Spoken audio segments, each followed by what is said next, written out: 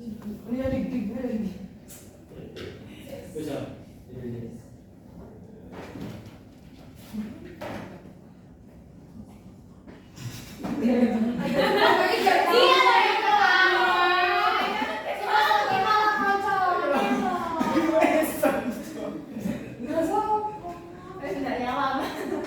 Aku jadi.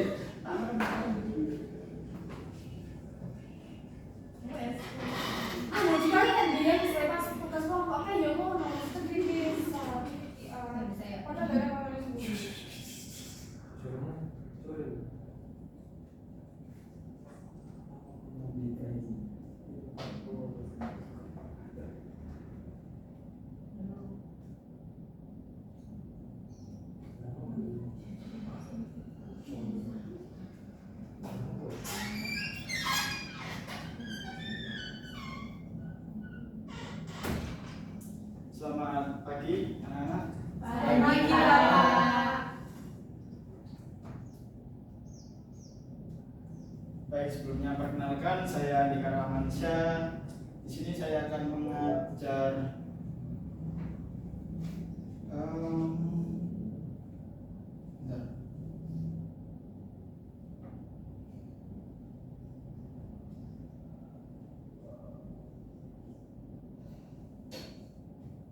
Di sini saya akan mengajar materi tentang keamanan data dan privasi di dunia digital. Sebelum saya mulai, saya akan mengabsen terlebih dahulu.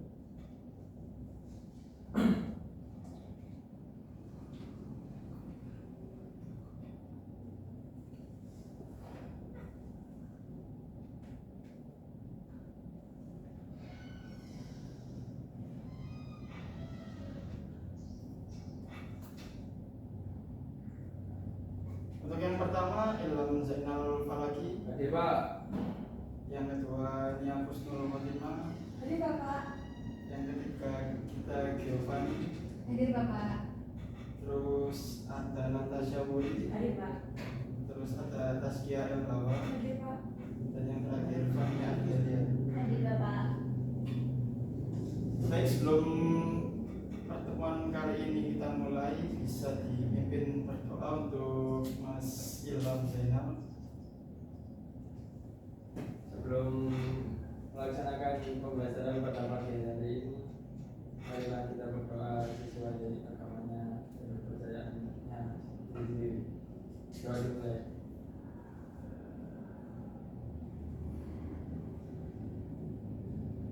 Doa bisa.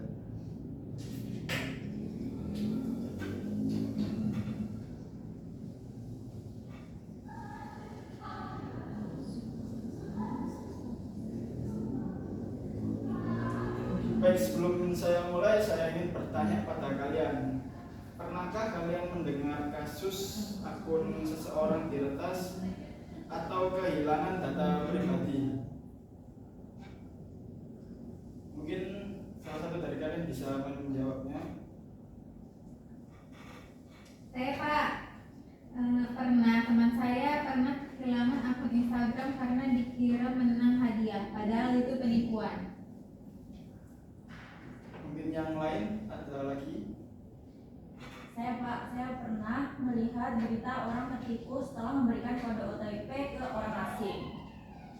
Oke, itu tadi adalah sebuah contoh kejahatan cyber yang terjadi akibat kurangnya kesadaran akan keamanan data.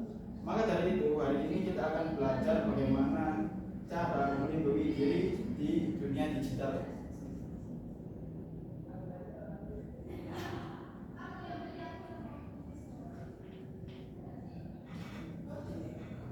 Oke, yang pertama saya akan memaparkan sebuah PowerPoint yang akan menjelaskan bagaimana cara kita melindungi diri dari dunia digital ini.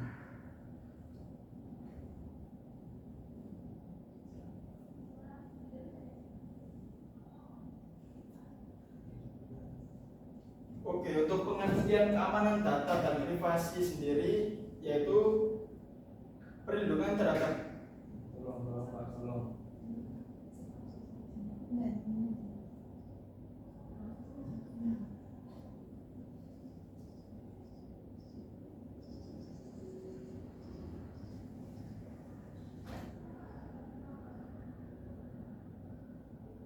Oke, untuk definisi keamanan data dan privasi sendiri yaitu perlindungan terhadap data dari akses, penggunaan atau pengungkapan yang tidak sah. Sedangkan privasi berkaitan dengan hak individu untuk mengontrol informasi pribadi mereka. Mengapa hal ini sangat penting di era digital? Karena data pribadi sering dikumpulkan dan digunakan oleh berbagai pihak, sehingga risiko pencurian atau penyalahgunaan meningkat. Contoh kasus pelanggaran data, misalnya kebocoran data pelanggan oleh perusahaan besar yang mengakibatkan pencurian identitas atau penyalahgunaan informasi.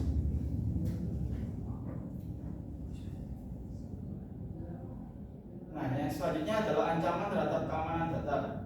Yang pertama yaitu malware atau virus, yaitu perangkat lunak berbahaya yang dapat mencuri atau merusak data. Kemudian yang kedua, phishing dan penipuan online, yaitu taktik yang digunakan oleh penjahat cyber untuk mencuri informasi dengan menyamar sebagai entitas terpercaya. Biasanya ini dicontohkan lewat seperti kayak situs-situs gitu. Kemudian yang ketiga yaitu serangan peretas atau hacking, merupakan aksi ilegal yang dilakukan untuk mengakses sistem atau data tanpa izin.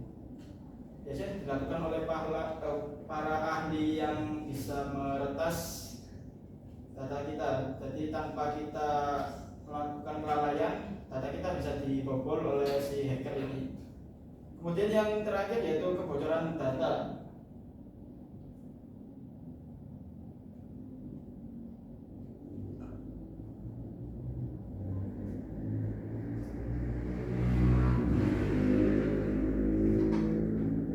Situasi di mana data pribadi pengguna bocor karena kelemahan sistem keamanan atau kesalahan manusia. Selanjutnya adalah prinsip-prinsip keamanan data. Yang pertama yaitu kerahasiaan atau confidentiality, yaitu menjaga informasi agar hanya dapat diakses oleh pihak yang berwenang. Yang kedua yaitu integritas atau integrity, yaitu memastikan bahwa data tidak diubah tanpa izin. Kemudian yang ketiga yaitu ketersediaan atau availability, yaitu data harus tetap dapat diakses oleh pengguna yang berwenang kapanpun dan dimanapun saat diperlukan. Kemudian yang keempat yaitu autentikasi dan otorisasi, yaitu proses verifikasi identitas pengguna dan pemberian izin akses sesuai dengan peran yang dimiliki. Nah, berikutnya adalah cara untuk melindungi data pribadi kalian.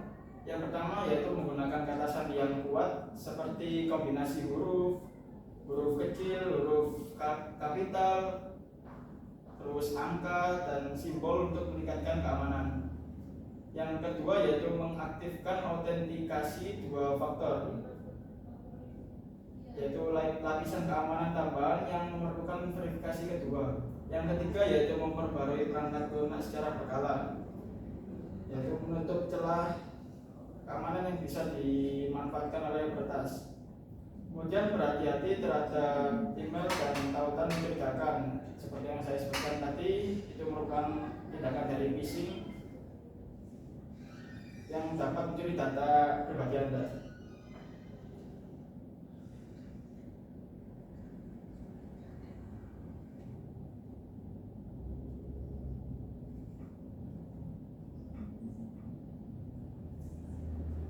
Kemudian yaitu privasi online dan jejak digital. Untuk jejak digital sendiri yaitu informasi yang ditinggalkan oleh pengguna saat berselancar di internet. Nah, bagaimana perusahaan mengumpulkan data pengguna? Biasanya perusahaan mengumpulkan data pengguna melalui cookie, media sosial, dan layanan online lainnya.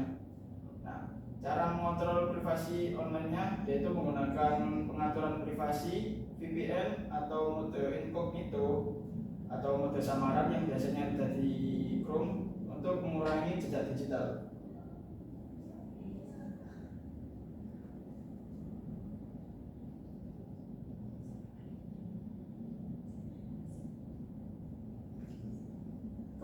Kemudian yaitu regulasi dan kebijakan perlindungan data. Yang pertama GDPR atau General Data Protection Regulation. Regulasi di Uni Eropa yang mengatur perlindungan data pribadi. Yang kedua yaitu UU Perlindungan Data Pribadi di berbagai negara.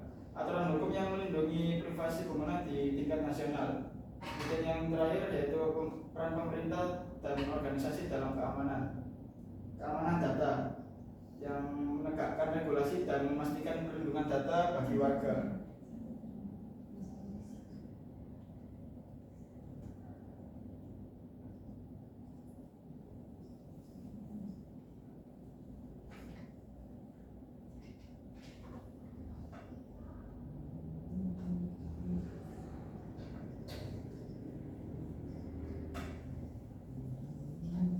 Selanjutnya Bapak akan memberikan video contoh-contoh kejahatan di dunia digital ini.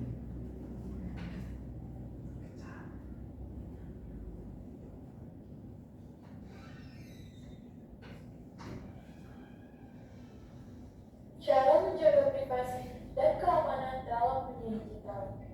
Sama halnya seperti aset uang, kendaraan, rumah dan sebagainya, data dan informasi pribadi merupakan aset penting yang harus dilindungi pemiliknya. Kebutuhan akan teknologi yang tinggi menyebabkan data tersebar secara luas melalui media digital. Sayangnya, masih banyak dari masyarakat yang tidak tahu atau tidak peduli akan penjagaan privasi dan keamanan dirinya sendiri. Privasi dan keamanan adalah dua hal yang terkait tetapi berbeda.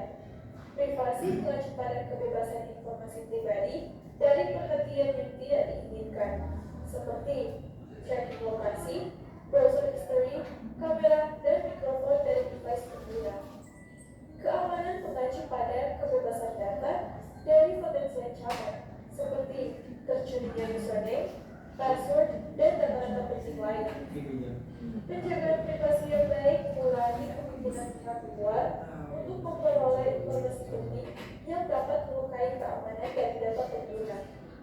Tanpa berlama-lama, marilah kita langsung melanjutkan inti dari video ini, yaitu cara menjaga privasi dan keamanan dalam dunia digital. Tips yang pertama, jangan menggunakan wifi publik kecuali terpaksa. Siapa? Nah, jangan menggunakan wifi publik kalau terpaksa ya. Yang pertama, jangan menggunakan wifi Kecuali publik terpaksa. kecuali terpaksa. Hal ini biasa terjadi di daerah-daerah seperti bandara, terus pokoknya daerah-daerah umum lah. Pernah waktu itu kakak saya mengalami kejadian yang sama, yaitu memakai wifi bandara, dan ada beberapa aturan yang dilarang, yaitu untuk mengakses seperti m-banking dan seperti data-data pribadi. Hal itu tidak boleh dibuka ketika kalian nyambung ke wifi publik.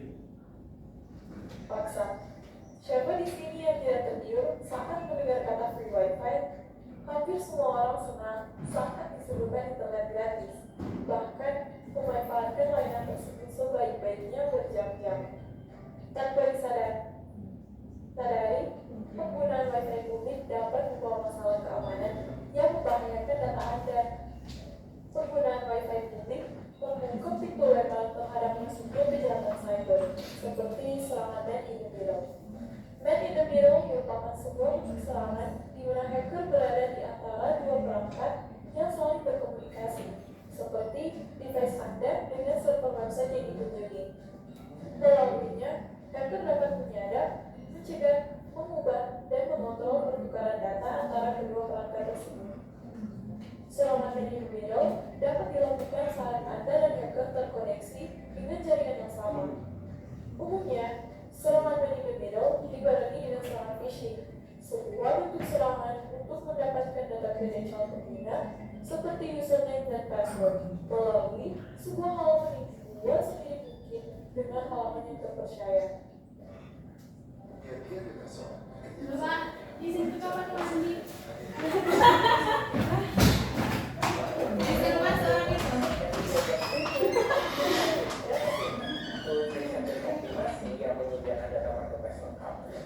Untuk belajar lainnya, maka dari itu, usahakan untuk tidak menggunakan wifi publik. Jika terpaksa, pastikan Anda tidak mengunjungi layanan sensitif seperti aplikasi perbankan, belanja online, dan lain-lain. Anda juga dapat mengecek kevalidan website melalui dua ciri. Pertama, adanya ikon gerbang hijau sebelum kata domain. Kedua, website menggunakan HTTPS dan bukan HTTP. Kedua hal ini menandakan bahwa website telah divalidasi dan dienkripsi dengan Secure Socket Layer. Setelah selesai menggunakan Wi-Fi, jangan lupa untuk melakukan bagian network. Tips yang kedua, batasi dan kontrol app permission. Apa itu app permission? App permission adalah sebuah bentuk izin yang diberikan kepada aplikasi device Anda untuk mengakses berbagai data, seperti data kontak dan lokasi Anda saat ini, ataupun berbagai perangkat seperti kamera dan mikrofon. Kadang, izin tersebut memang diperlukan agar aplikasi bisa berjalan sebagaimana mestinya. Ambil contoh aplikasi foto video editor. Untuk keperluan merekam dan mengedit, maka aplikasi tersebut akan meminta permission dan akses terhadap kamera, mikrofon, serta galeri foto dan video dalam device Anda. Tetapi, aplikasi yang sama tidak memerlukan data seperti lokasi Anda ataupun data kontak Anda. Berbeda cerita dengan aplikasi Maps yang pasti membutuhkan data lokasi Anda agar dapat melakukan navigasi, atau aplikasi chatting yang membutuhkan daftar kontak untuk memudahkan pekerjaan. Contoh lain tak nyata lain adalah adanya sebuah aplikasi server yang meminta daftar kontak penggunanya. Anda mesti bertanya-tanya, untuk apa sebuah aplikasi server membutuhkan data tersebut? Hal yang harus Anda lakukan adalah membatasi dan mengontrol app permission dengan seksama. Pengaturan ini dapat dilakukan pada setting masing-masing device. Pastikan Anda hanya memberi aplikasi suatu akses sesuai kebutuhan aplikasi tersebut. Jika dirasa tidak ada fitur-fitur berkaitan yang membutuhkan suatu akses, Anda sebaiknya waspada dan mematikan izin akses terkait. Tips yang ketiga, jangan menggunakan penyimpanan umum untuk menyimpan informasi pribadi. Tahukah kalian bahwa kita juga dianjurkan untuk tidak menggunakan penyimpanan umum untuk menyimpan informasi pribadi kita? Karena data diri Anda bisa diretas oleh orang-orang yang tidak bertanggung jawab. Salah satu modus tindakan kejahatan yang paling sering terjadi dalam hal ini adalah phishing. Seperti yang sudah dijelaskan di poin 1, phishing merupakan upaya penipuan untuk mendapatkan informasi atau data pribadi yang sifatnya penting, di antaranya nama lengkap, password, dan lainnya. Salah satu contoh nyatanya ialah serangan phishing yang menyambar sebagai Google dan email. Jadi, hal ini dimulai dengan email yang tampaknya dikirim dari email yang dikenal. Email tersebut menyertakan teks yang merujuk ke link dokumen penting. Dan setelah diklik, Anda dibawa ke apa yang tampak seperti halaman login Google Docs. Namun, halaman login itu adalah palsu yang dibuat dengan sangat baik, yang menyertakan citra dan akun Google. Setelah Anda login ke halaman palsu tersebut, scammer diberi akses ke akun tersebut. Karena email tersebut tampaknya dari sumber yang dikenal, banyak orang yang mempercayai dan mengklik link tersebut sehingga data-data yang Anda miliki bisa diambil oleh mereka. Maka dari itu, kita harus lebih hati-hati lagi dalam menyimpan data-data yang penting yang kita punya. Tips yang keempat, menyembunyikan status aktivitas pada media sosial. Selanjutnya, kita juga disarankan diarahkan untuk menyembunyikan status aktivitas pada media sosial kita. Hal ini berguna agar teman-teman Anda tidak bisa melihat aktivitas Anda selama bermain media sosial. Pastinya, kita juga risih kalau setiap gerak diri kita diawasi terus kan. Tapi, bukan hanya itu saja. Ternyata dengan Anda tidak menyembunyikan status aktivitas pada media sosial Anda, mereka juga bisa melihat lokasi keberadaan Anda. Pasti seram sekali kalau ada orang yang mungkin kurang kita kenal, tiba-tiba mengetahui lokasi keberadaan kita, dan bahkan datang menghampiri kita. Yang kelima, gunakan kata sandi yang kuat. Nah, yang terakhir, jangan lupa menggunakan kata sandi yang kuat di setiap akun yang Anda miliki. Anda mungkin bertanya-tanya, mengapa saya membutuhkan password yang kuat? Faktanya adalah, meskipun mayoritas website sudah aman, namun selalu ada kemungkinan orang lain berniat jahat mencoba untuk mengakses atau mencuri data-data Anda. Kata sandi yang kuat adalah salah satu cara untuk mempertahankan akun dan informasi pribadi Anda. Pengen ningkatin skill video editing kamu? Jangan skip video. Udah bikin video, tapi tetap sepi. Ini. Beberapa tips dari kami yang dapat kami berikan. Yang pertama, jangan pernah menggunakan informasi pribadi Anda seperti nama, ulang tahun, username, dan alamat email. Informasi-informasi ini umumnya dapat diakses publik sehingga orang lain lebih mudah menebak password Anda. Yang kedua, gunakan password yang panjangnya sekitar 8-12 digit.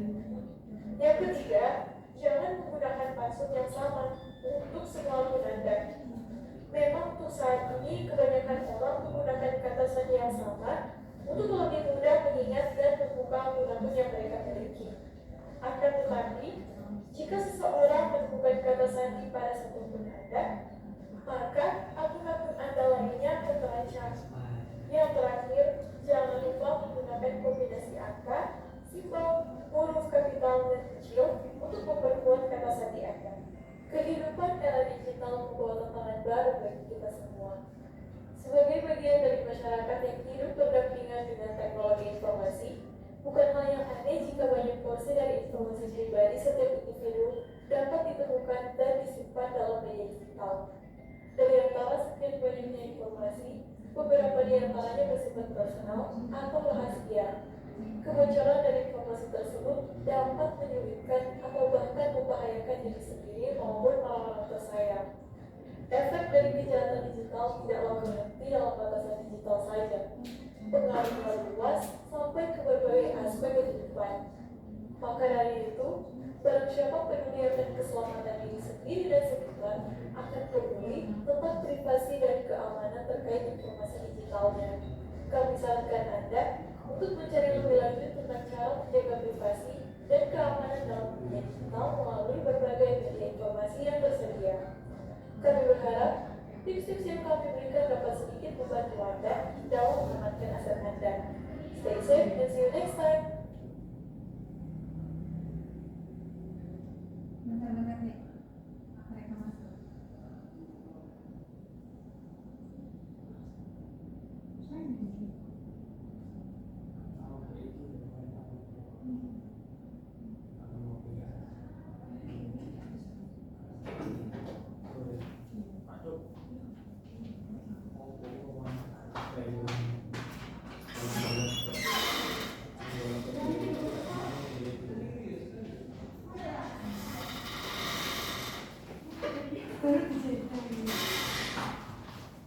Bahagia juga.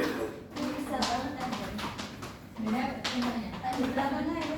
Inilah.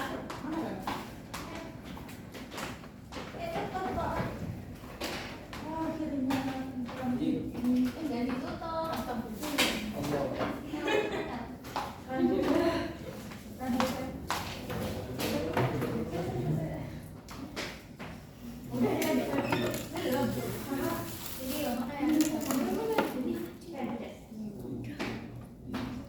Wow, kolamnya pun bisa.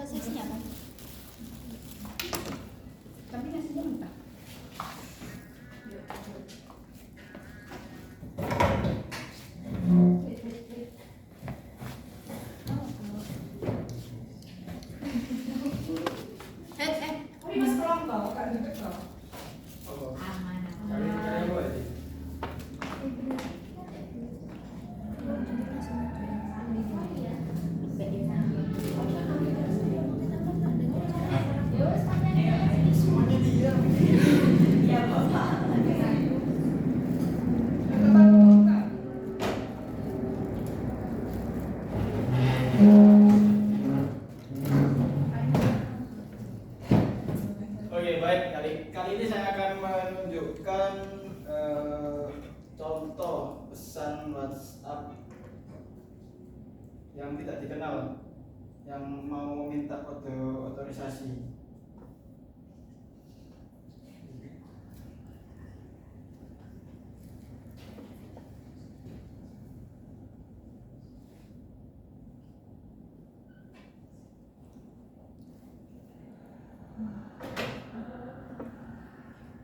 Nah, berikut adalah beberapa contoh pesan dari nomor-nomor yang tidak dikenal yang mau meminta kode otorisasi dengan mengatasnamakan seperti YouTuber lah, dari bank BCA lah. Nah, coba ini contoh yang kejahatan ya. Dan untuk yang di bawahnya ini valid karena ada atas nama TikTok dan ada OTP ini juga. Nah, saya ingin bertanya, apa yang akan kalian lakukan jika kalian mendapatkan pesan dari nomor yang tidak dikenal tersebut?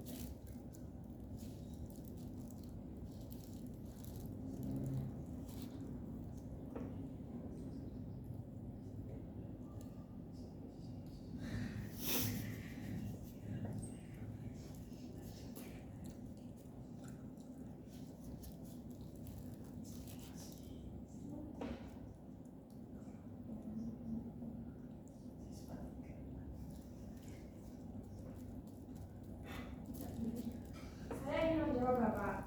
Ya, apanya? Mungkin tidak boleh memberikan suatu OTP itu bisa digunakan untuk membobol akun kita. Ya, betul sekali ini ya. Ingat ya anak-anak, bank atau layanan resmi seperti TikTok ataupun bank BCA tidak akan pernah menerima OTP melalui pesan atau telepon.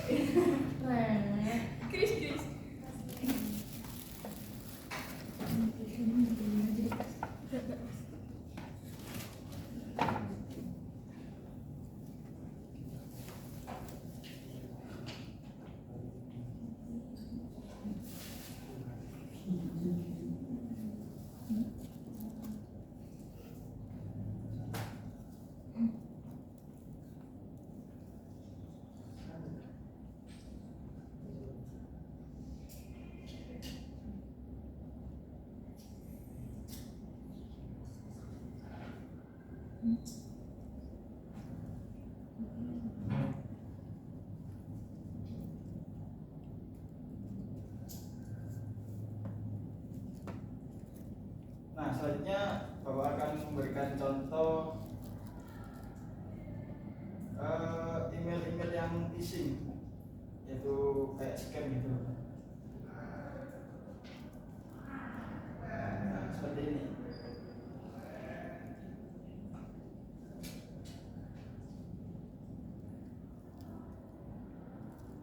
Seperti kita dikirim dari email yang gak jelas dan nantinya akan diberikan semacam link dan kalian akan diminta untuk mencet link tersebut.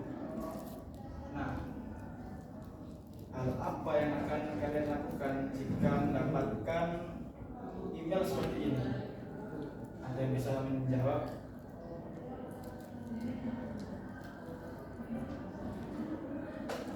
Saya Bapak harus dicek dulu kalau alamat email yang mencurigakan dan bukan dari situs resmi itu pasti penipuan. Tepat sekali.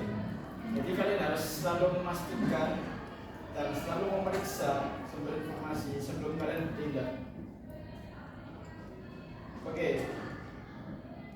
Sekarang saya akan ngasih kalian sebuah studi case.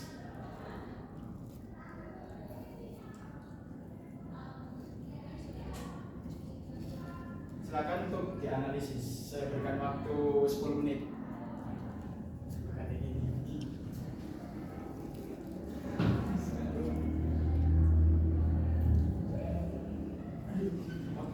Buka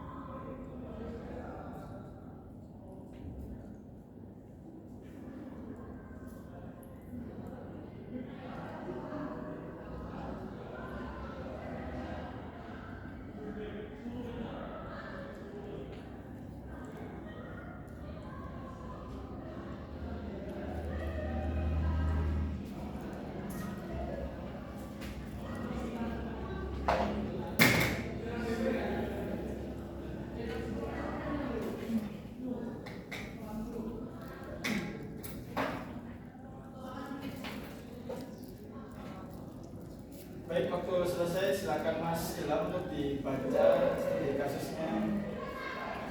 Nanti akan saya kasih soal.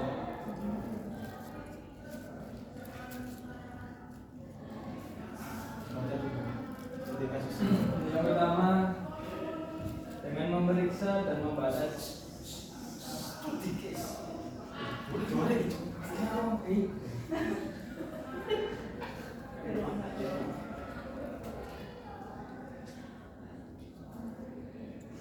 Ulang. Baik, sudah selesai waktunya. Silakan untuk Mas Ilham untuk dibaca dulu studi kasusnya. Untuk studi case pada tahun 2018, skandal Cambridge Analytica mengungkapkan bahwa data pribadi lebih dari 87 juta pengguna Facebook dikumpulkan tanpa izin dan digunakan untuk kepentingan kampanye politik. Data ini dimanfaatkan untuk membuat iklan politik yang sesuai dengan preferensi pengguna, menimbulkan masalah besar terkait privasi data. Dampak kasus ini yang pertama, bagi individu pengguna kehilangan kepercayaan terhadap platform media sosial, dan untuk bagi perusahaan, Facebook harus membayar denda miliaran dolar dan meningkatkan kebijakan keamanannya.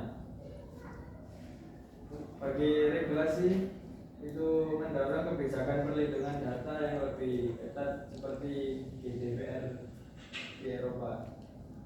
Oke, selanjutnya akan saya berikan 3 soal. Silakan untuk dijawab.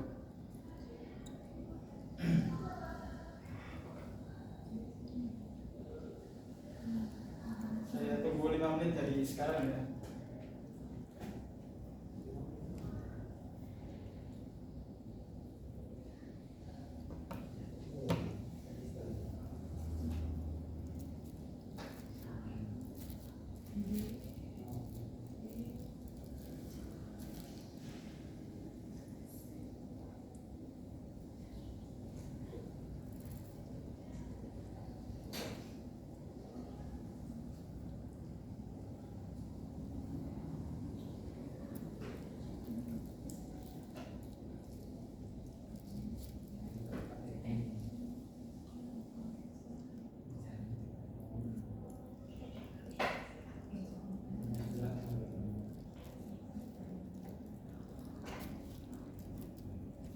Baik, waktu sudah selesai. Silahkan yang mau menjawab untuk pertanyaan pertama. Saya Bapak. Silakan Mbak Mania. Bagaimana pengguna dapat melindungi data mereka di media sosial? Jadi dengan memeriksa dan membatasi izin aplikasi, pihak ketiga menggunakan pengaturan privasi dan menghindari membagikan informasi pribadi secara terbuka. Baik, terus sekali ya dari Mania. Silakan apresiasi dulu. Lalu yang kedua, siapa yang mau menjawab? Saya lupa. Jadi apa peran regulasi seperti GDPR dalam tindak pidana serupa? GDPR memberikan kontrol lebih besar kepada individu terhadap data mereka dan mewajibkan perusahaan untuk lebih transparan dalam pengelolaan data pengguna. Oke, betul dari Pak Muri. Silakan diapresiasi. Oke, yang terakhir. Saya Bapak. Oke.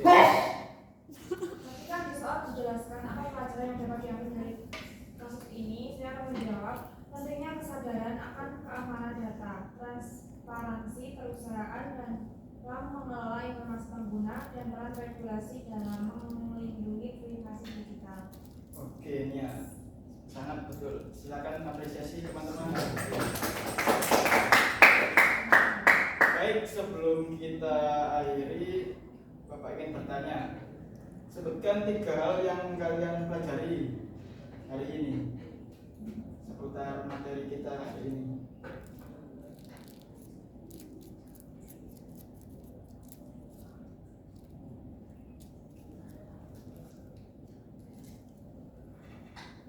Silakan, ada yang mau berpendapat? Saya Bapak. Jangan mudah percaya dengan pesan yang meminta data pribadi. Oke, ada yang lain? Saya Bapak. Gunakan password yang kuat dan jangan dibagikan ke orang lain. Oke, sudah betul ya. Mungkin yang satu kali lagi ada yang mau memberikan pendapatnya. Saya Bapak.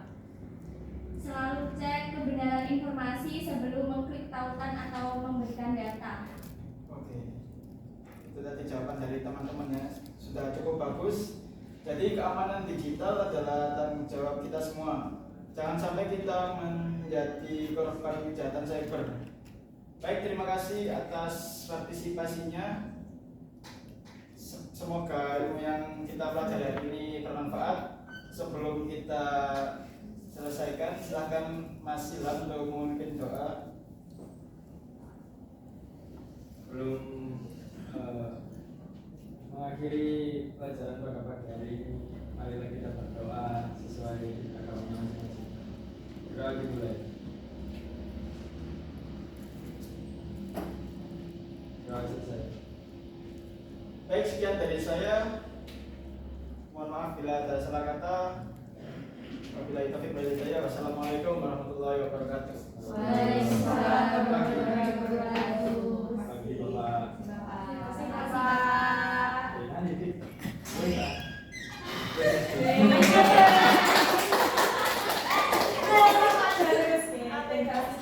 Ayo Ham, kamu cerita Ham. Rambut itu kunci.